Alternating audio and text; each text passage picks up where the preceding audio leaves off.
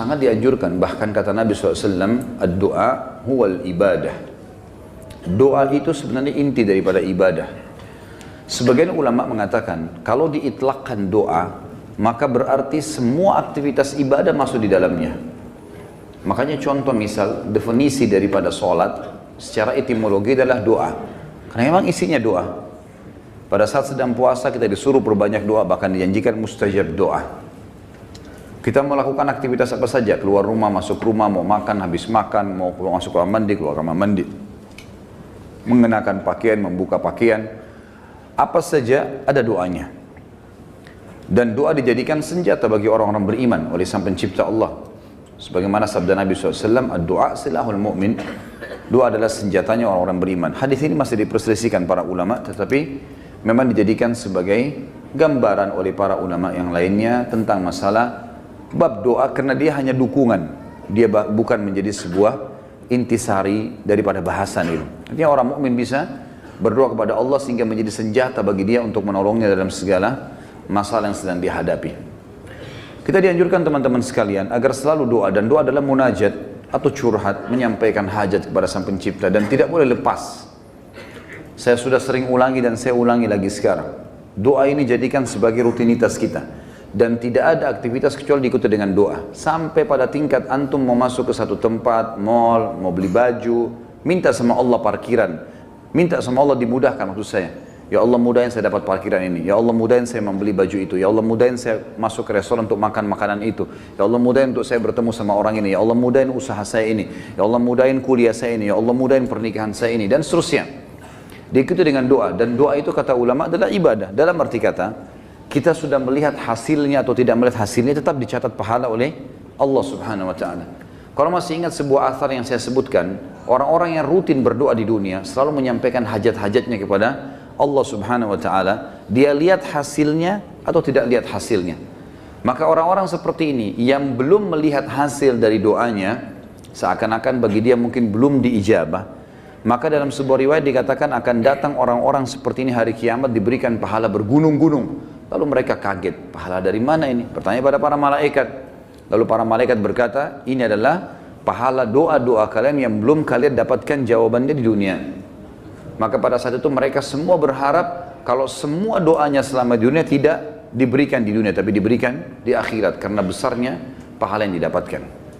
Kita dianjurkan untuk membaca doa-doa positif, dan selalu kita berpikir positif juga pada Allah, atau bersangka baik.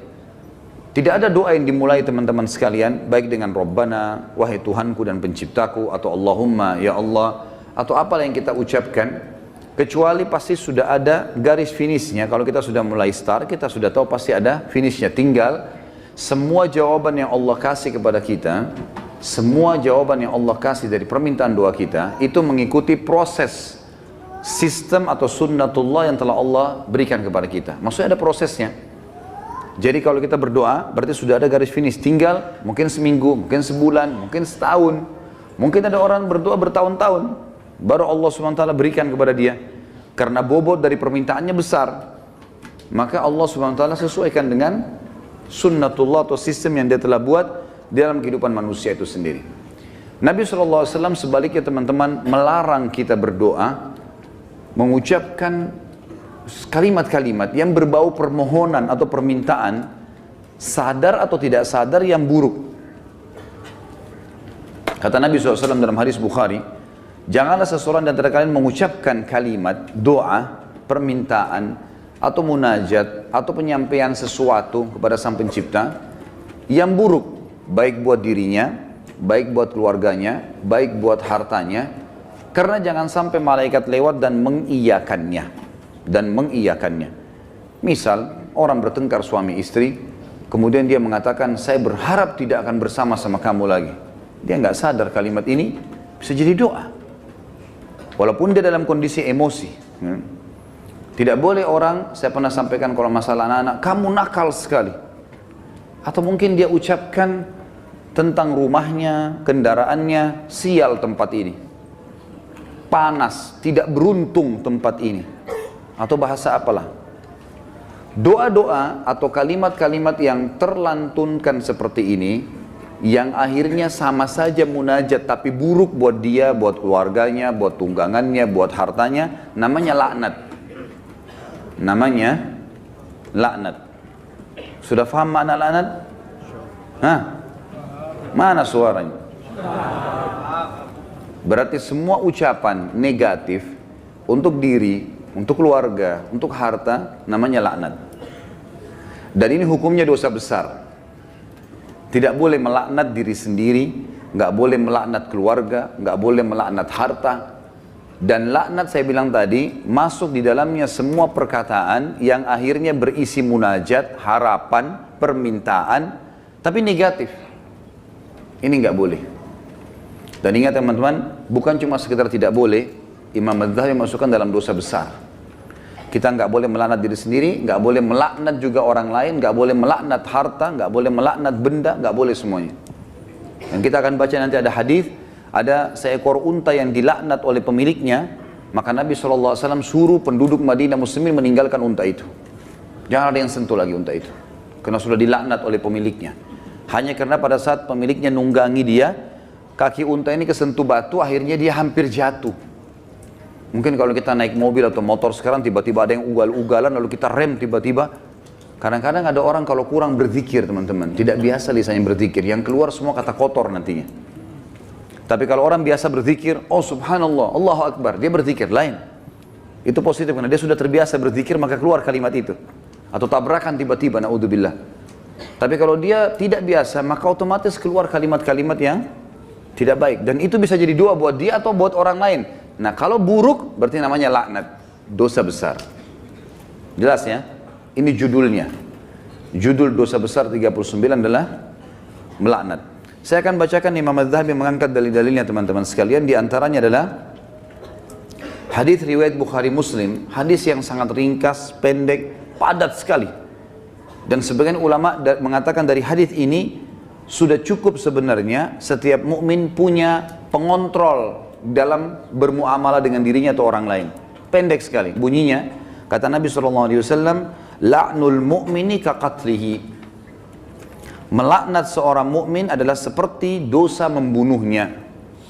Seperti dosa membunuhnya. Jadi kalau kita lagi jengkel sama seseorang, selama dia muslim, kalau kita ucapkan kalimat itu maka akan kena. Dalam sebuah hadis yang lain apa? Kalau seandainya ada orang melaknat orang lain, maka laknat itu akan naik ke langit. Kemudian tidak diterima di langit. Lalu Allah memerintahkan laknat itu, doa buruk tadi, kembali ke dunia. Kalau orang yang disebutkan padanya laknat berhak mendapatkannya, memang dia orang pelaku itu, maka akan kembali padanya. Tapi kalau tidak, maka akan kembali pada pengucapnya. Jadi pengucapan doa buruk bisa kembali kepada pengucapnya, kembali kepada kita, naudzubillah. Kecuali keadaannya teman-teman, memang kita dibolehkan melaknatnya secara syar'i, seperti orang melaknat iblis, melaknat atau mengutuk orang-orang kafir yang sengaja memerangi kaum muslimin. Seperti di kancah peperangan, ada orang kemudian menyerang muslimin dan menyakiti muslimin, lalu kita mengatakan semoga Allah membinasakannya. Sama kan laknat itu, tapi di sini babnya terbuka, pintunya terbuka, ya. Karena memang dibolehkan secara syar'i. Kalau orang hanya pelaku maksiat teman-teman, tidak boleh dilaknat. Apalagi kalau dasarnya orang ini orang mukmin yang tidak bermaksiat. Seperti pernah ada seorang yang berzina di zaman Nabi SAW lalu dirajam, dilempar batu. Lalu ada seorang sahabat berteriak mengatakan semoga Allah melaknatmu. Kenapa? Karena dia berzina dan memang nyata kepergok, lagi dihukum. Berarti orang lagi buat maksiat kan? Sama kalau kita orang lagi mabuk misalnya di pinggir jalan, tetap nggak boleh dilaknat teman-teman. Lebih baik kita ucapkan apa?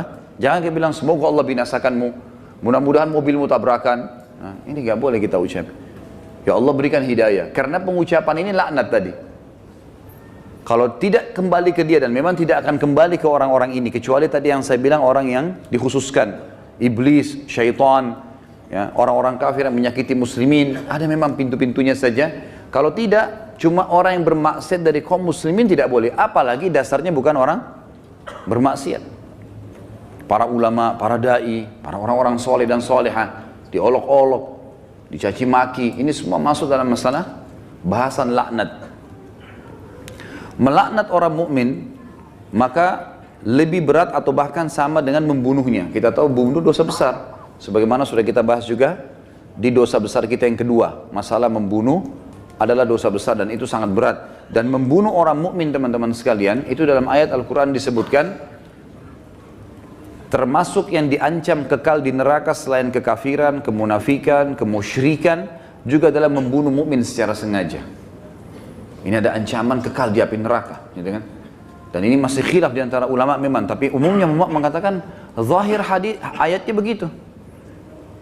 Wa may yaqtul mu'mina muta'ammidan fajazaohu jahannam khalidina fiha.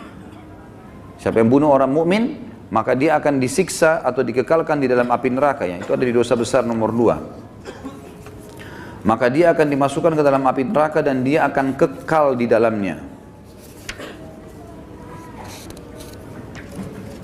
Maaf, sebentar saya pastikan lagi.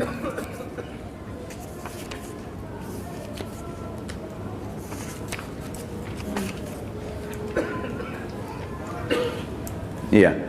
Ayatnya dalam surah An-Nisa ayat 93, A'udzubillahi minasyaitonir rajim, wa may yaqtul mu'mina muta'ammidan fajazaohu jahannamu khalidan fiha wa ghadiballahu alaihi wa la'anahu wa 'adda lahu 'adzaban 'azima. Dan saya beristighfar tadi karena saya salah dalam membaca ayat, tapi ini ayat yang benar, An-Nisa 93, yang artinya barang siapa yang membunuh seorang mukmin dengan sengaja, maka balasannya neraka jahanam dan dia kekal di dalamnya. Dan Allah murka kepadanya dan melaknatnya serta menyediakan azab yang besar baginya. Ya. Sementara melaknat orang mukmin sama dengan membunuhnya. Hadis yang kedua, tadi hadis Bukhari Muslim, hadis yang kedua riwayat Imam Bukhari dan juga Imam Muslim menyebutkannya. Kata baginda Nabi SAW, sibabul muslimi fusuqun wa qitaluhu kufur. Mencaci maki seorang muslim adalah suatu kefasikan dan membunuhnya adalah suatu kekafiran. Di sini kalimat mencaci maki seorang muslim adalah sebuah kefasikan, maksudnya adalah caci maki masuk dalam laknat. Caci maki masuk dalam laknat. Misal seseorang punya pegawai, lalu dia mengatakan kamu bodoh.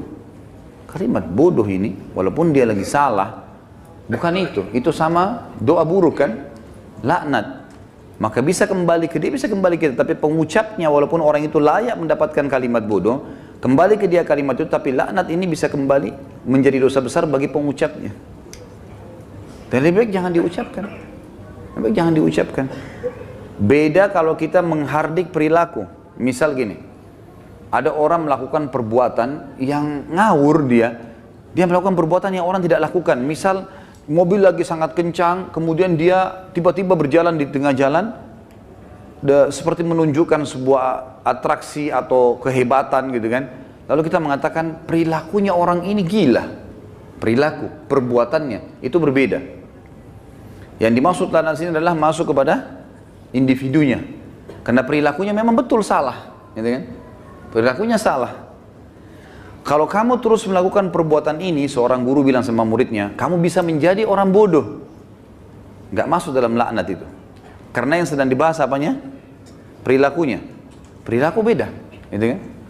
Kalau kamu terus saja seperti ini, telat datang di kantor, tidak mengerjakan pekerjaan, kamu tidak akan berprestasi. Kata-kata tidak berprestasi, buruk atau tidak? Buruk. Masuk semua dalam globalnya makna laknat, tapi tidak masuk di sini karena dia sedang menilai perbuatan memang yang sedang salah. Beda, gitu kan? Seseorang membersihkan rumah atau masjid masih kotor.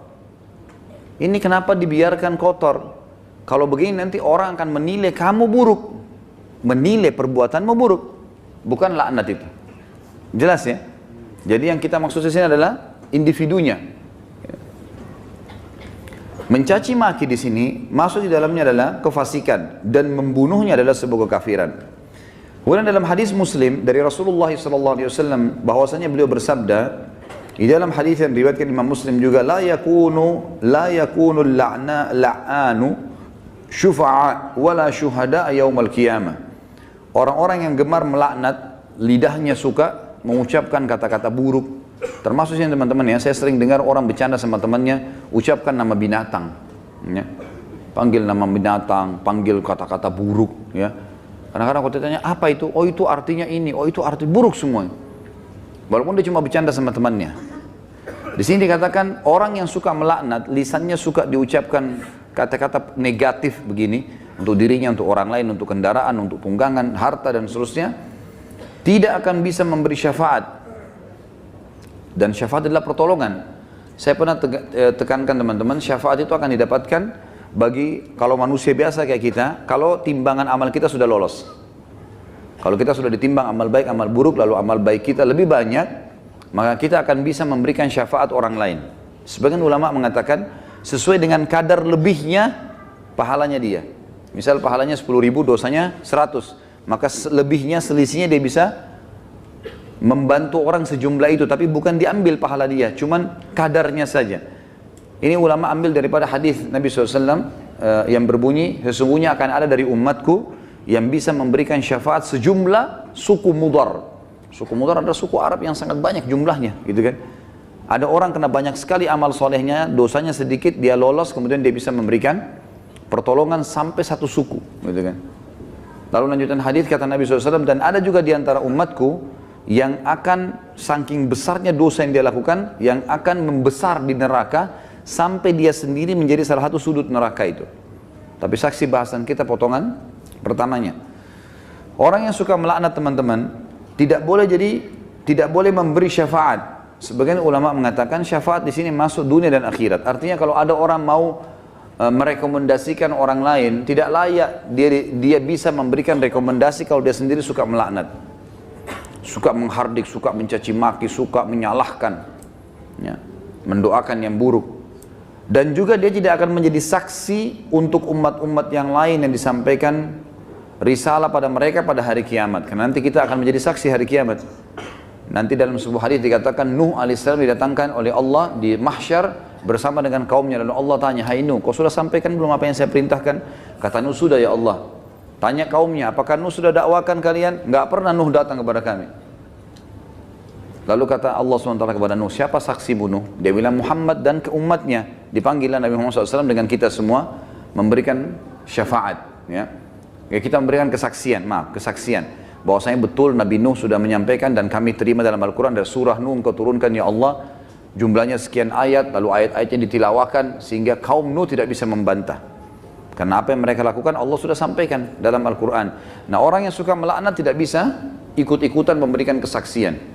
Tentu ini sebuah kebanggaan pada hari kiamat, ya, karena kita bisa jelas, oh ini umat Muhammad, umat yang terbaik, karena kita umat terbaik. Sebagaimana sabda Nabi SAW dalam sebuah hadis yang sahih yang lain, tidak ada satupun umat sebelum kalian kecuali berharap menjadi kalian, gitu kan? Karena besarnya fadilah kita sebagai umat Nabi Muhammad SAW.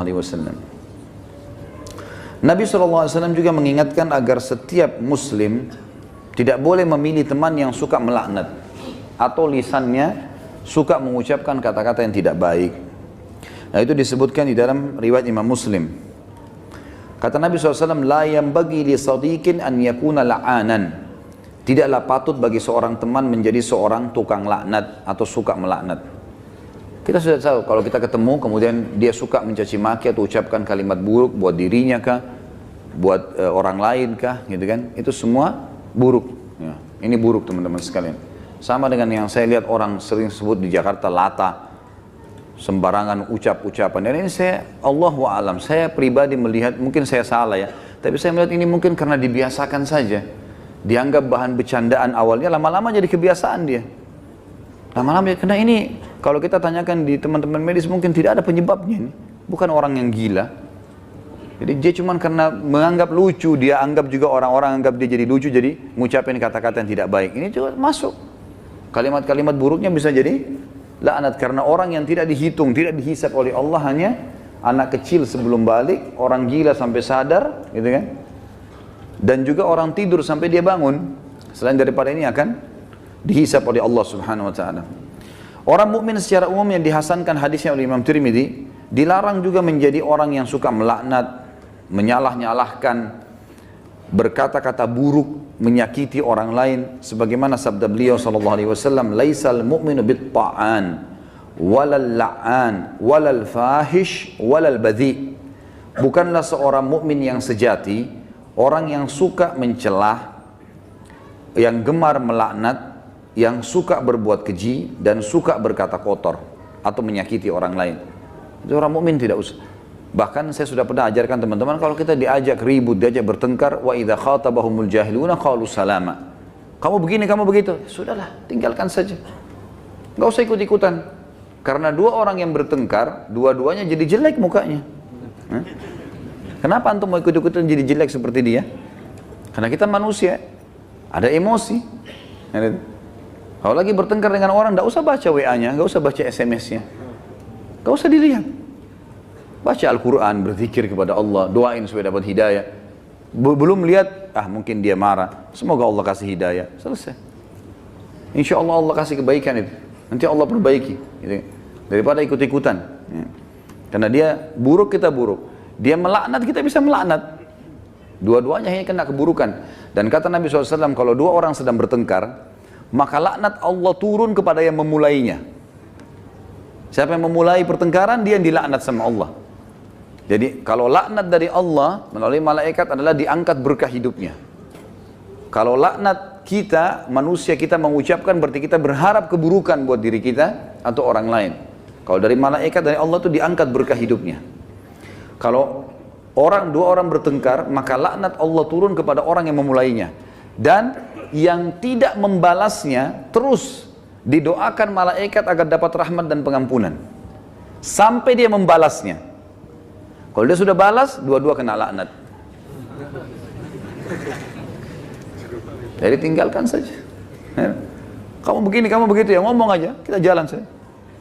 Baik dia yang ngomong. Tulis SMS sampai 1000, tidak usah baca.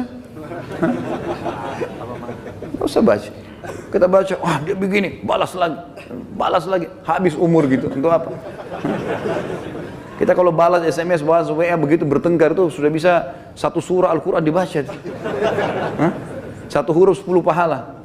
Benar nggak? Amalin ya. Jangan cuma bener-bener tapi. Contoh realita lapangan, banyak orang begitu. Jadi jangan buang-buang waktu, nggak ada gunanya. Orang mukmin itu tidak suka mencela, memang tidak gemar, dia tidak mau. Nggak usah ribut-ributan. Kita jelaskan pada saat perlu. Kalau ada pun orang teman-teman, ada dosa besar nanti yang kita bahas, masalah tidak boleh berdebat. Kalau hal-hal yang kita anggap perlu berdebat, menjelaskan argumentasi dan ada manfaat, sampaikan. Gak ada manfaat, gak usah. Kalau diajak dialog, kemudian kita nanti jelaskan juga sama saja, gak ada perubahan, dan kita tahu ini sebenarnya salah, untuk apa kita berdebat? Gak ada gunanya kan? Gak ada gunanya. Pernah salah satu ulama di Madinah didatangi oleh seorang syekh Syiah dari Iran di musim haji, waktu kami masih mahasiswa di sana. Diajak berdialog, kami mau berdialog. Syekhnya angkat Quran, kemudian dia bilang di depan mahasiswa, saya mau berdebat dengan anda, tapi percaya nggak dengan ini? Quran ini, diangkat Quran, percaya nggak? Quran ini Quran ahli sunnah, 30 juz, Qurannya mereka 49. Kata dia, tidak, saya tidak percaya. Kata Syekh, saya tidak mau berdebat. Lalu rujukannya apa nanti? Nggak ada gunanya. Macam-macam mereka ucapkan, oh penakut, oh begini. Ngomong aja, silakan. Ukir kata-katamu sepanjang mungkin, tidak masalah. Tulis silakan sampai capek. Malaikat juga catat kan. Dan kalau laknat itu, doa itu tidak layak untuk orang itu, kembali ke siapa? Ke dirinya sendiri. Kamu bodoh, kamu begini. Dia sedang bilang, ya Allah jadikan saya bodoh, ya Allah jadikan saya begini, jadikan saya sial. Na'udzubillah. Hah? Paham ya? Alhamdulillah. Amalkan.